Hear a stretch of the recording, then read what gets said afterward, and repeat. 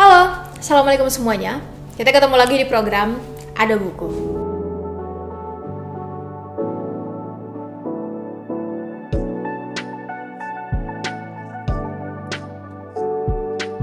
Teman-teman, buku yang hari ini akan kita bahas berjudul Rantau Bertuah yang ditulis oleh Bunda Tati Almir. Sedikit informasi teman-teman, Bunda Tati Almir ini adalah founder sebuah organisasi kepemudaan yang udah banyak melahirkan tokoh-tokoh hebat, yaitu FIM, Forum Indonesia Muda. Untuk teman-teman yang penasaran dengan Forum Indonesia Muda ini sendiri, saya akan taruh link Instagramnya di box description di bawah untuk teman-teman cari tahu. Biasanya mereka setiap tahun membuka pendaftaran pelatihan nasional pemuda terpilih nih di seluruh Indonesia yang disebut sebagai Youth Leadership Forum, mempertemukan kita nih para muda-mudi dengan para pemimpin dan praktisi. Kegiatannya biasanya kurang lebih dalam seminggu. By the way, komen di bawah kalau teman-teman adalah alumni FIM, angkatan dan di tahun berapa ya, karena alumni FIM itu udah tersebar bukan hanya di Indonesia tapi udah mancanegara. Oke, sebelum terlalu panjang, Sherly akan langsung bahas 3 alasan kenapa Sherly mengangkat buku Rantau Bertuah ini di program Ada Buku.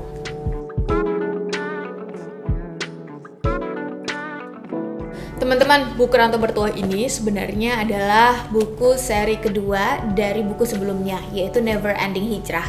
Kedua buku ini sebetulnya kurang lebih sama, menceritakan tentang perjalanan dan kisah-kisah penulis, yaitu Bunda Tati saat berkunjung ke New Zealand untuk bertemu dengan Mas Reza dan Mbak Sylvie, 2 tokoh utama di buku ini. Sebagai informasi teman-teman, buku ini dan buku Never Ending Hijrah ini menceritakan tentang kisah dan cerita penuh hikmah dari kehidupan keluarga Mas Reza Abdul Jabbar dan Mbak Sylvia Pamuji, warga negara Indonesia yang merantau dan menetap di New Zealand. Mereka bukan hanya menetap di New Zealand, melainkan juga menjadi petani berskala besar di sana.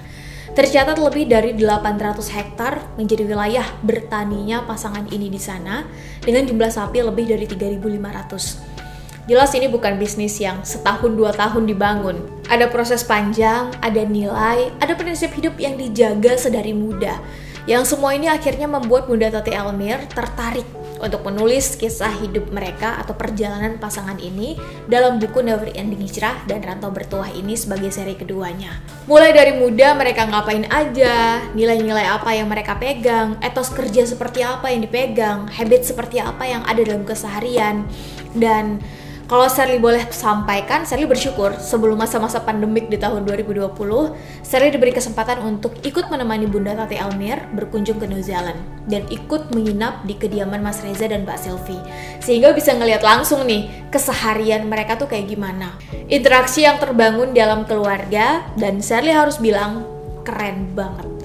Meski nggak lama berada di sana, tapi banyak banget pelajaran yang Sherly ambil dari pasangan ini. Nah, untuk teman-teman yang pengen tahu kisah perjuangan Mas Reza dan Mbak Sylvie serta kiat-kiat sukses mereka, teman-teman bisa baca selengkapnya di buku Rantau Bertuah ini. Beberapa waktu yang lalu, tim Ada Buku sempat membantu menjualkan, tapi sekarang udah nggak restock lagi di tim Ada Buku. Mungkin ada di platform-platform online, teman-teman bisa cek ya. Oke, kita balik ke topik. 2 alasan kenapa Sherly memilih untuk mereview buku ini adalah, alasan yang pertama, orang pintar itu banyak teman-teman, tapi yang memegang nilai dan tidak oportunis itu sedikit. Nah, pasangan ini adalah salah satu yang membuktikan bahwa bisa kok sukses dengan tetap memegang nilai. Suksesnya juga bukan sukses yang mediocre, melainkan sukses yang di atas rata-rata. Ketika ada ungkapan, to get something we never had, we must do something we never did, maka prinsip yang sama sebetulnya juga berlaku di sini. Mas Reza dan Mbak Sylvie juga saat muda tentu melakukan sesuatu yang di atas rata-rata dong, yang biasanya orang-orang muda di masa mereka tidak melakukan, sehingga mereka bisa seperti sekarang. Nah, karena saya meyakini bahwa sejarah itu berulang, maka saya yakin bahwa hal-hal baik yang mereka lakukan saat muda patut banget untuk kita tiru, dan itu ada di buku ini. Alasan yang kedua adalah, sukses saat kita menjadi mayoritas itu biasa teman-teman. Yang luar biasa itu adalah ketika kita sukses saat kita menjadi minoritas. Nah, pasangan ini adalah minoritas di tempat mereka tinggal sekarang, yaitu New Zealand, menjadi muslim, dan muslimnya juga bukan muslim yang biasa. Mas Reza adalah imam Masjid Invercargill di New Zealand. Perlu kita garis bawahi teman-teman, masjid di luar negeri di mana Islam adalah minoritas itu bukan yang kayak masjid di Indonesia besar, megah dengan kubah berlapis-lapis dengan warna tertentu, nggak begitu. Mas Reza adalah yang membebaskan lahan alias wakaf tanah serta bangunannya. Beliau juga sekaligus menjadi imam masjid Invercargill. Yang intinya adalah ketika kita menjadi minoritas di satu wilayah, ruang geraknya terbatas, namun tetap bisa bergerak melampaui batas-batas kasat mata, itu menurut saya inspiring, menginspirasi.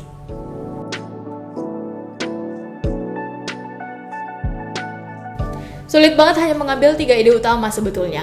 Karena serius, setiap babnya itu mengandung hikmahnya masing-masing dan mencerminkan kedalaman penulis dalam memaknai perjalanannya saat berada di New Zealand. Mungkin karena yang menulis juga sudah berada pada fase kehidupan yang bijak kali ya, sehingga pertemuannya dengan Mas Reza dan Mbak Sylvie bukan justru ego yang keluar, melainkan justru petuah yang menurut Shirley bermanfaat banget buat kita, khususnya kita yang muda. Nah, setidaknya bagi Shirley, karena Shirley ikut menyaksikan dan berada di sana kala itu, kedua Shirley juga sudah membaca buku ini, dan yang ketiga, Shirley ikut menulis sedikit pengikat makna di bagian akhir buku ini. Jadi semoga meski agak bias sih sebetulnya, tapi bisa mewakili ide besar dari buku ini. Ide yang pertama adalah karakteristik pemenang. Dalam salah satu percakapan antara Shirley dan Mas Reza yang juga terangkum di buku ini, khususnya di bab 15 halaman 138 sampai 143, karakter pemenang itu jelas berbeda dengan karakter the loser atau pecundang, mereka yang kalah. Setidaknya kalah atas dirinya sendiri, atas ego dan rasa malas yang ada di diri kita sendiri. Nah, menurut Mas Reza, teman-teman, karakter pemenang itu bisa dilihat dari 3 hal.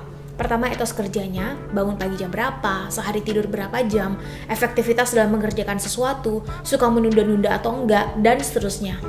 Kedua adalah competitive advantage, itu tinggi apa enggak, jiwa kompetitifnya ada apa enggak, atau bahasa Mas Reza adalah ambisiusnya terkendali atau enggak.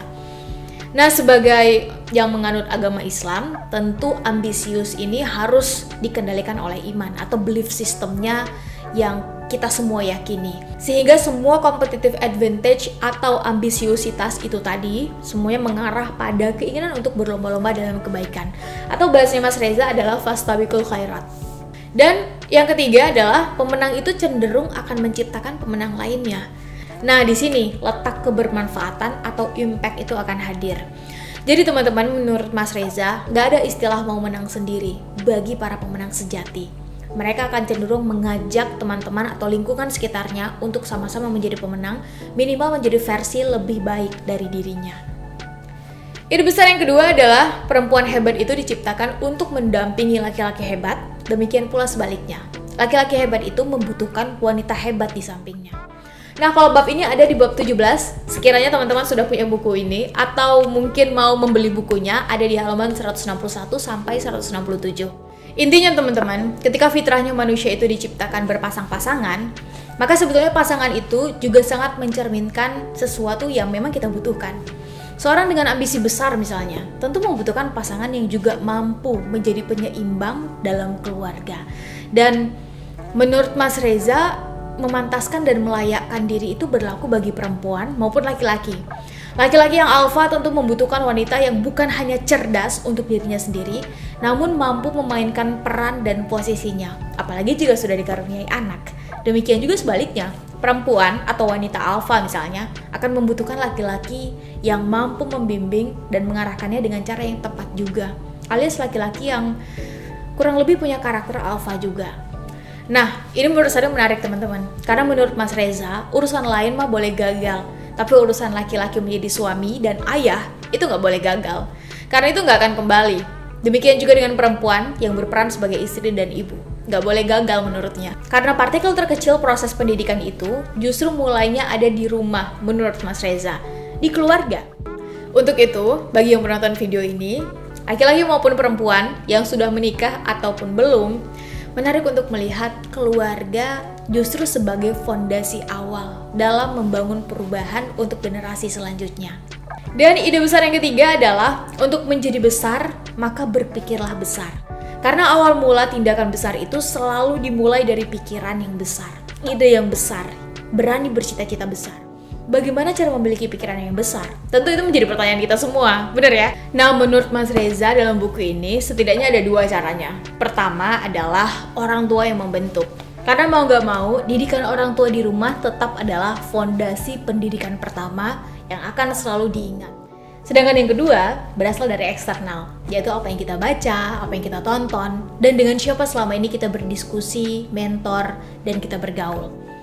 Mau nggak mau semua itu akan membentuk cara kita berpikir.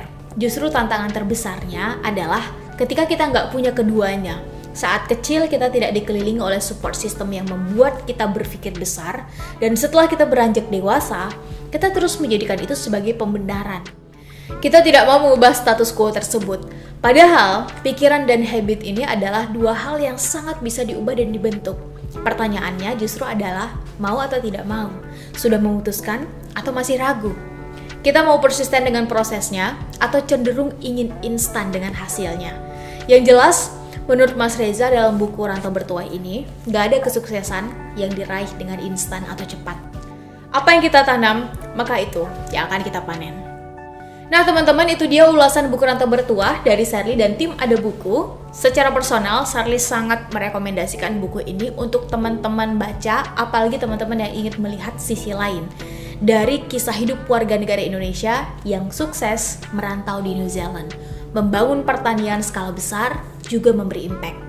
Melihat dan menyelami lebih dalam nilai yang dipegang olehnya dan prinsip hidupnya. Karena pertanyaannya justru bukan bagaimana caranya, tapi apa yang dia baca yang nggak kita baca, mindset dan nilai hidup apa yang dia punya, yang kita nggak punya, dan habit apa yang dia miliki, yang tidak kita miliki. Terima kasih sebelumnya sudah menonton video ini sampai habis, dan sampai ketemu di video Ada Buku selanjutnya. Komen di bawah kira-kira teman-teman mau Sherly dan tim Ada Buku mereview buku apa lagi. Wassalamualaikum warahmatullahi wabarakatuh.